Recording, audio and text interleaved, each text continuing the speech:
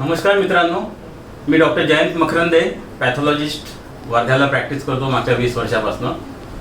आपण माझे corona scientific अपडेटबद्दलचे मागचे 2 व्हिडिओ बघितले असालच आणि आशा करतो तुम्हाला ते आवडले असेल आणि थोडे इन्फॉर्मेटिव्ह वाटले असेल. याच शृंखलेत मी आज तिसरं पुष्प गुंफणार आहे आणि आजचा आपला डिस्कशनचा टॉपिक आहे कोरोना व्हॅक्सिन, नाही का? कारण आपण सर्व कोरोनामुळे इतके चिंतित आहोत आणि इतक्या आतुरतेनं कोरोनामध्ये व्हॅक्सिन कधी निघेल याची वाट बघत आहे. आणि त्याच्या सायंटिफिक फॅक्ट्स काय, व्हॅक्सिन काय असतं, ते कसं ॲक्ट करतं आणि कोरोनाच्या बाबतीत त्याचे अपडेट कसे आहे ते मी आज आपण जाणून घेऊया. तर मित्रांनो, सर्वात आधी व्हॅक्सिन म्हणजे काय? तर व्हॅक्सिन हे असं एक डोज आहे. एक तर इंजेक्शन फॉर्ममध्ये असेल किंवा ओरल ड्रॉपच्या फॉर्ममध्ये असेल. जेव्हा ते बॉडीमध्ये जातं तेव्हा तो ड्रॉप्स किंवा त्यातले जे मॉलिक्युल्स आहेत ते आपल्या इम्युन सिस्टमला एक्सपोज होतात आणि इम्युन सिस्टीम त्याच्या विरुद्ध, म्हणजे त्या पर्टिक्युलर इन्फेक्शियस डिसीज विरुद्ध, एजंट्स विरुद्ध अँटीबॉडीज तयार करतं. नंबर 1. नंबर 2, ते अँटीजेन्स आहे, ते व्हायरसेसचे अँटीजेन्स आहे, त्याची मेमरी आपल्या इम्युन सिस्टीमच्या पर्टिक्युलर टी सेल्समध्ये खूप वर्षापर्यंत राहतं आणि जेव्हा नंतर काही वर्षांनी का होईना हे इन्फेक्शन आपल्या बॉडीमध्ये गेलं की त्याला परत तेवढ्या जोमाने त्या अँटीबॉडीज तयार होऊन ते इन्फेक्शन किंवा तो डिसीज आपल्याला व्हायसाठी प्रतिकार करतं आणि आपल्याला त्या डिसीजपासनं एक संरक्षण मिळतं. So that is the basic role of vaccine. आता हे व्हॅक्सिन जाणून घ्यायसाठी अजून एक आपल्याला प्रत्येक व्हायरसची किंवा बॅक्टेरियाची, आपण व्हायरसबद्दल विचार करूया, व्हायरसची 2 क्वालिटी आपल्याला जाणून घेणं खूप आवश्यक आहे. एक व्हिरुलन्स आणि सेकंड इज अँटीजेनिसिटी. आता व्हिरुलन्स काय आहे? तर व्हिरुलन्स हे त्या व्हायरसचं डिसीज कॉज करण्याची capacity, means the capacity of the virus to cause the disease when it is introduce in the body of the host, that is called virulence. Second, antigenicity. Antigenicity म्हणजे property त्या व्हायरसची ज्याच्यामुळे जे expose immune सिस्टीमला झाल्यामुळे immune system त्याच्या विरुद्ध antibodies तयार करतं. So 1 is virulence, second is antigenicity. आता व्हॅक्सिन्समध्ये काय होतं? व्हॅक्सिन्स बेसिकली 3 प्रकारचे असतात. 1 इज लाईव्ह अटेन्युएटेड व्हॅक्सिन, म्हणजे त्याच्यात जिवंत व्हायरसेस त्याला मॉडिफाय करून किंवा अटेन्युएट करून आपल्या बॉडीमध्ये सोडले जातात. आता जिवंत व्हायरस सोडले म्हणजे डिसीज होणार नाही असा प्रश्न तुम्हाला पडेल, पण it is not totally live virus, it is live modified or live attenuated virus. म्हणजे त्याचं व्हिरुलन्स नष्ट करून त्याची अँटीजेनिसिटी फक्त ठेवल्या जातं. त्याच्यामुळे तो व्हायरस जरी आपल्या शरीरात गेला तरी तो डिसीज कॉज करत नाही, फक्त तो अँटीजेनिसिटी त्याची असल्यामुळे तो इम्युन सिस्टीमला स्टिम्युलेट करतो आणि त्याच्यामुळे इम्युन सिस्टीम त्याच्या अगेन्स्ट अँटीबॉडीज तयार करतं. So that is 1. Second is killed virus. त्याच्यात व्हायरसेस पूर्ण इनॅक्टिवेट केले जातात, किल्ड केले जातात. त्याच्यामुळे बॉडीमध्ये गेलं तरी तो डिसीज कॉज करत नाही, परंतु किल्ड व्हायरसमध्ये अँटीजन प्रॉपर्टी असतं, त्याच्यामुळे ते इम्युन सिस्टमला रिस्पॉन्स करतं आणि परत इम्युन सिस्टम पहिल्यासारखीच अँटीबॉडीज तयार करतं, म्हणजे रोग प्रतिबंधक शक्ती तयार करतं. तिसरं आता जे आलेलं आहे दॅट इज सिक्वेन्सिंग व्हायरस, म्हणजे त्याला म्हणतात आपण रिकॉम्बिनंट व्हायरस किंवा व्हायरसचे सिक्वेन्स करून तो कोड, ते न्यूक्लिक ॲसिड सिक्वेन्स आपल्या बॉडीमध्ये इंजेक्ट केलं जातं. त्याच्यामुळे डिसीज कॉज व्हायचा तर प्रश्नच होत नाही, परंतु तेच पूर्ण अँटीजनचं काम करतं आणि त्याच्यामुळे इम्युन सिस्टम रिस्पॉन्स होऊन अँटीबॉडीज तयार होतो. So these are basically 3 types of viruses: live attenuated virus, killed or inactivated vaccine, and third is this virus particle or the genetic vaccine. त्याच्यानंतर व्हॅक्सिन तयार व्हायला इतका वेळ काय लागतो? आपल्याला प्रश्न पडतो की कोरोनाचं व्हॅक्सिन कधी येईल आणि मी कधी पूर्णपणे सुरक्षित राहील कोरोना व्हायरसबद्दल. तर कुठले व्हॅक्सिन डेव्हलप करणं हे खूप लांब प्रोसेस आहे. याच्या आधी जे व्हॅक्सिन डेव्हलप झाले त्याला 15 ते 20 वर्ष लागले आणि आतापर्यंत जे सर्वात फास्टेस्ट व्हॅक्सिन तयार झालं that is mumps vaccine. It also took 4 years, 4 वर्ष लागले त्याला. त्याच्यामुळे कोरोनाचं व्हॅक्सिन आपण एक्सपेक्ट करू शकत नाही की अगदी लवकर तयार होईल किंवा इमिजिएट नियर फ्युचरमध्ये आपल्याला हे व्हॅक्सिन मिळेल. परंतु हे पॅन्डेमिकची सिव्हिरिटी बघता WHO नंतर अमेरिकेला US मध्ये जे FDA ऑर्गनायझेशन आहे which regulate all this vaccines and newer drug production, किंवा इंडियात ICMR आहे, यांनी हे एक रॅपिड रिस्पॉन्स प्लॅटफॉर्म तयार केला आहे ज्याच्यामुळे थोडं हे व्हॅक्सिनच्या ज्या स्टेप्स आहेत त्या थोड्या फास्ट होतील. सो पहिली स्टेप्स असते प्रत्येक व्हॅक्सिनची, that is stage 1 is exploratory stage. त्याच्यात लॅबमध्ये सर्व काम होतं. तो व्हायरस किंवा बॅक्टेरिया, त्याचं जेनेटिक सिक्वेन्सिंग काय आहे, तो कसा सेल बॉडीमध्ये एंटर करतो, तो नेमक्या कुठल्या टार्गेट सेलवर काम करतो, कुठल्या टार्गेट रिसेप्टरवर तो अटॅक करतो आणि बॉडीमध्ये जातो, त्याचं नंतर रेप्लिकेशन किंवा त्याची वाढ कशी होते, त्याचं मल्टिप्लिकेशन कशी होते आणि तो कसा डिसीज. म्हणजे हे लॅबचं रिसर्च वर्क आहे, that is called exploratory stage, which takes 2 to 3 years in general. पण कोरोना व्हायरसमध्ये आपल्याला सिक्वेन्सिंग चं काम फार आधी झालं आहे, त्याच्यामुळे 3 ते 4 महिन्यात हे एक्सप्लोरेटरी काम किंवा रिसर्च काम पूर्ण झालं आहे. त्याच्यानंतर stage 2 is pre clinical stage. त्याच्यात सेल कल्चरवर किंवा ॲनिमल्सवर हे व्हॅक्सिन्स इंजेक्ट केलं जातं किंवा त्याचं कार्य केलं जातं आणि त्याच्यावर रिसर्च केला जातो की ॲनिमल्समध्ये त्याचे रिस्पॉन्स कसे मिळतात, त्याचे अँटीबॉडीज तयार करतात का, इम्युन सिस्टीममध्ये रोगप्रतिकारशक्ती तयार होतं का ते. याचे रिझल्ट यालाही जवळपास एक 6 ते 12 महिने लागतं. तिसरी स्टेज आहे क्लिनिकल स्टेज. आता क्लिनिकल स्टेज म्हणजे actually using those vaccines in a human बिंग्स. आता या क्लिनिकल स्टेजमध्ये 3 फेजेस आहे. फर्स्ट फेज इज फेज 1 मध्ये काय करतं, एक 80 ते 100 लोक, त्याच्यापेक्षा जास्त नाही, 80 ते 100 लोकांमध्ये हे जे व्हॉलेंटियर्स हेल्दी इंडिव्हिज्युअल्स असतात त्याचे पूर्ण सर्व टेस्टिंग केलं जातं to assure that they are all physically means clinically laboratory wise laboratory data घेऊन they are healthy or not. त्याच्यानंतर जे हेल्दी आहे त्यांच्यात हे व्हॉलेंटरली त्यांची कन्सेंट घेऊन त्याच्यात हे व्हॅक्सिन इंजेक्ट केलं जातं. It is only for safety, to see the safety of that vaccine, whether it is safe or it is producing some serious side effects or disease against which that vaccine is produce.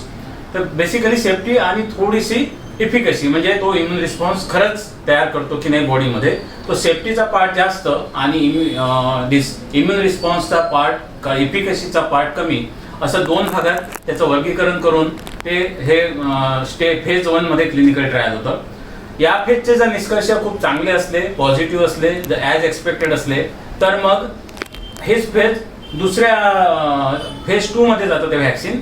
आणि phase 2 मध्ये जास्त पॉप्युलेशनमध्ये याचे प्रयोग केले जातात. 800, 900, 1000 maximum 1000 population घेतलं जातं वेगवेगळ्या सेंटरवर आणि त्याच्यात हे प्रयोग केले जातात. या फेज 2 मध्ये सेफ्टी तर महत्त्वाची असते, सेफ्टी प्रिकॉशन ते म्हणजे सेफ्टी डाटा ते बघतातच, सोबत efficacy of the virus means that virus that vaccine is really producing antibodies against which it is destined to produce. तर ते अँटीबॉडीज इम्युन रिस्पॉन्स खरंच आहे का त्या बॉडीमध्ये ते बघितलं जातं. तिसरं आहे डोज रिक्वायरमेंट, म्हणजे पर्टिक्युलर इम्युन रिस्पॉन्स मिळायला किती डोज आवश्यक आहे व्हॅक्सिनचा ते बघितलं जातं. त्यानंतर मोड ऑफ ॲडमिनिस्ट्रेशन, म्हणजे ते इंजेक्टेबल द्यायचं, ओरल द्यायचं, कुठलं जास्त इफेक्टिव्ह राहील तेही बघितलं जातं. आणि एकापेक्षा जास्त डोजेस लागेल का आणि 2 डोजेसमध्ये इंटरव्हल किती असावा हेही बघितलं जातं. तशा 4-5 गोष्टी ह्या फेज 2 मध्ये बघितल्या जातं. याच्यात जर आपल्याला निष्कर्ष खूप चांगले मिळाले तर मग फेज 3 मध्ये हे व्हॅक्सिन जातं. फेज 3 मध्ये खूप जास्त पॉप्युलेशन आणि मल्टिपल सेंटरला, जसं आता इंडियात जे सुरू आहे 16-17 सेंटरला फेज 3 आता काही ठिकाणी सुरू झालं आहे काही व्हॅक्सिन्सचं. तर फेज 3 मध्ये it is a real life experience, real life exposure of the infection. म्हणजे त्यांना हे व्हॅक्सिन दिलं जातं आणि काही लोकांना प्लेसिबो दिलं जातं. प्लेसिबो म्हणजे ते व्हॅक्सिन नसतं, ते न्यूट्रल सबस्टन्स असतं, ते त्यांनाही माहीत नसतं की आपल्याला दिलं आहे की नाही. It is a blind trial, randomise blind trial. जसं 1000चं पॉप्युलेशन आहे तर 500-600 लोकांना ॲक्च्युअल व्हॅक्सिन दिलं जाईल आणि 300-400 लोकांना फक्त प्लेसिबो दिला जाईल. मग यांना जास्त हाय रिस्क कॉन्टॅक्टमध्ये सोडलं जातं जिथं कोरोनाचं किंवा त्या इन्फेक्शस डिसीजचं खूप जास्त प्रिव्हॅलन्स आहे. आणि मग बघितलं जातं की यांना तो डिसीज होतो की नाही, की व्हॅक्सिनपासून यांना खरंच संरक्षण मिळतं की संरक्षण मिळत नाही. So this is a real life exposure in clinical trial phase 3. तो अशा ह्या क्लिनिकल ट्रायलच्या 3 फेजेस आहेत. त्याच्यानंतर हे 3 स्टेजेस झाल्या की 4थी स्टेज आहे इट इज रेग्युलेटरी फेज.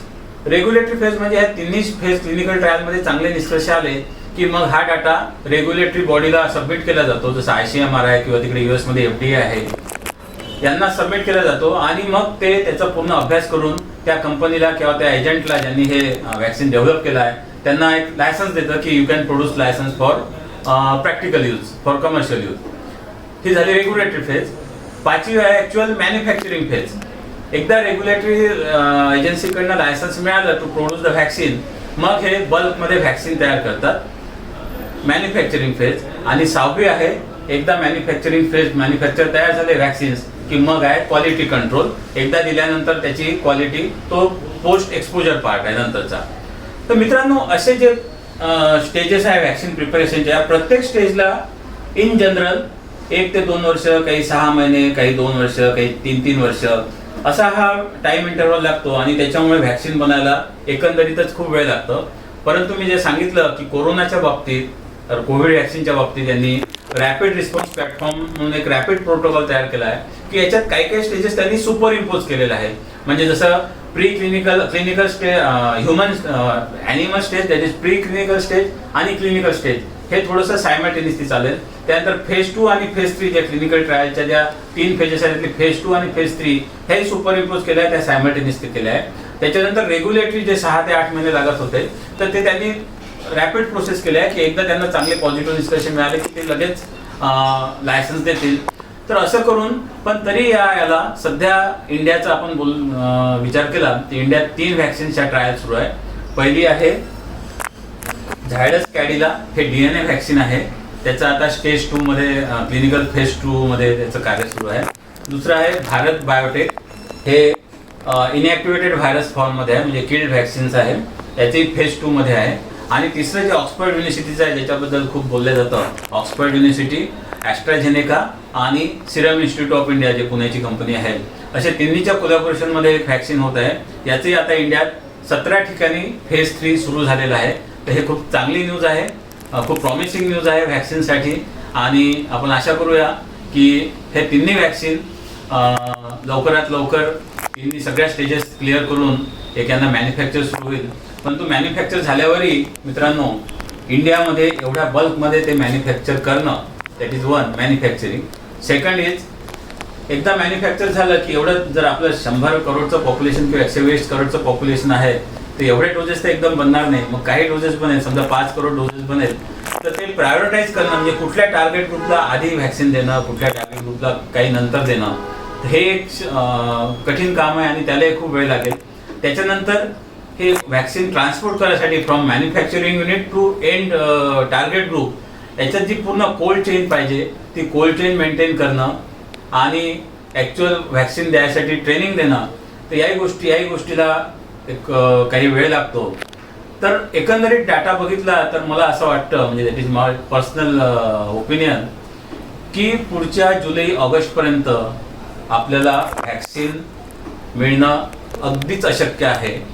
म्हणजे ते शक्यच नाही. हा पुन्हा एकंदरीत जो लागणारा वेळ आहे याचा जर आपण ॲनालिसिस केलं किंवा याचा विचार केला तर पुढच्या समर किंवा जुलै-ऑगस्टपर्यंत अजून आपल्याला आजपासून तरी जवळपास 1 वर्ष आहे आपल्याला व्हॅक्सिन मिळालं. काही लोक एक क्लेम करतात की by December we will get the vaccine. पण मला वाटतं ते 3 कारणं आहेत त्याच्यासाठी की असं का नाही होऊ शकत. कारण जे लोक क्लेम करतात they don't know what they are talking about. Number 1, they are ignorant of the whole process of vaccine production. Second is company claim करतात की आम्ही डिसेंबर एंडपर्यंत करू. तर कंपनीचा कुठल्याही कंपनी क्लेम करेलच. एक बिल्डर जसा क्लेम करतो की डिसेंबरपर्यंत मी माझं अपार्टमेंट बांधून टू बी रेडी, पण ते होत नाही. तशासारखंच हे व्हॅक्सिन्सचं आहे, त्यांचं क्लेम करणं काम आहे. आणि तिसरी गोष्ट ते म्हणतात की डिसेंबरपर्यंत रेडी होईल. That means that they will get the regulation to produce the vaccine by December end, not we will get the vaccine for our utilisation. तर regulation from date of getting the regulation and date of using it will also require 5 to 6 months, minimum 5 to 6 months. So एकंदरीत विचार करता नक्कीच पुढचा जुलै-ऑगस्ट आपल्याला vaccine मिळण्यासाठी आपल्याला थोडा वाट बघावी लागेल. परंतु मित्रांनो जरी हे व्हॅक्सिन जुलै-ऑगस्टपर्यंत मिळालं तरी आपल्याला तर कोरोनापासून आपलं संरक्षण करायचं आहे, आपल्याला तो कोरोना हटवायचा आहे. आपल्याला तर कोरोनाच्या अगेन्स्ट यशस्वी फाईट द्यायची आहे सकारात्मक.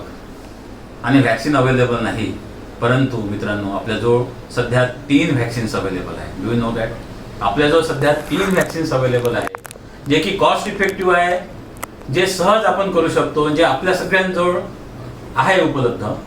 Number 1, wearing the mask, that is a very protective thing.